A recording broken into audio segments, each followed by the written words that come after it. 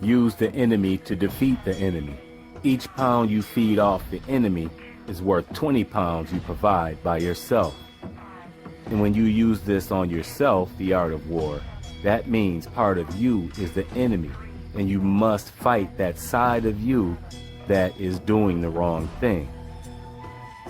For example, the way you eat, the way you treat people, if you have out-of-control substance or tobacco problems.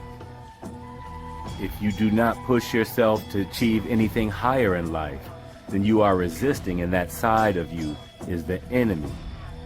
I myself has faced this problem and have therefore decided that I would overcome it by setting a new goal for finance to increase my income. And by doing this, I had to put myself on dying ground.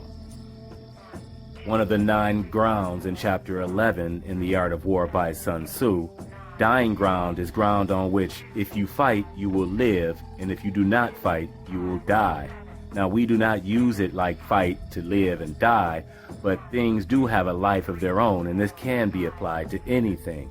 And in this case, fighting to bring up my income, or not fighting to bring up my income, which means that idea of having more money dies. So it does apply easily. My choices were to either get a completely different job or either rise in the job that I'm currently in, which is what I chose to do. And by doing that, I entered into a very rigorous workshop boot camp type of academic program that has not allowed me to make a video in 3 weeks.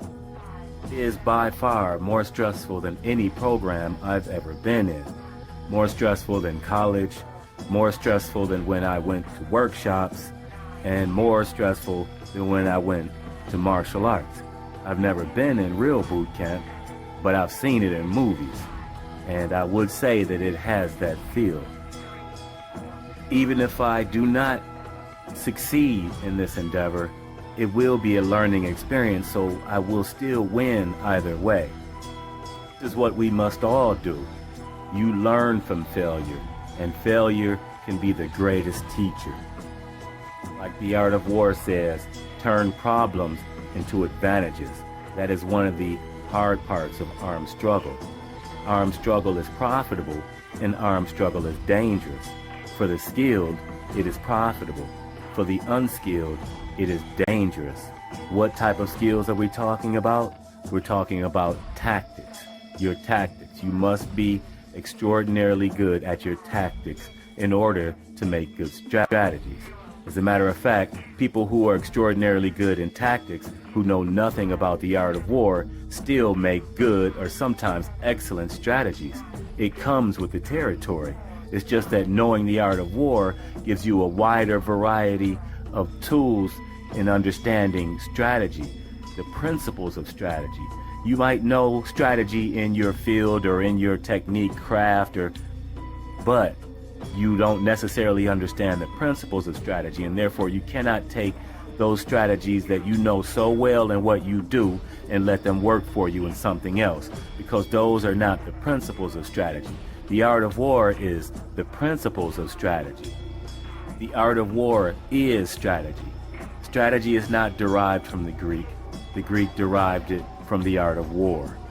I will return. I can't say when, but I only have another 2 weeks, and at the very latest, it will be at that time when I make another video. I do miss you all. I hope that you don't leave, and still, I'm glad no one, not really unsubscribed, and I appreciate you all. I will have more videos soon, and I hope you enjoy this one. See you soon. I'm Austin Christian with The Art of War Made Easy. Subscribe on YouTube, hit the like button or comment.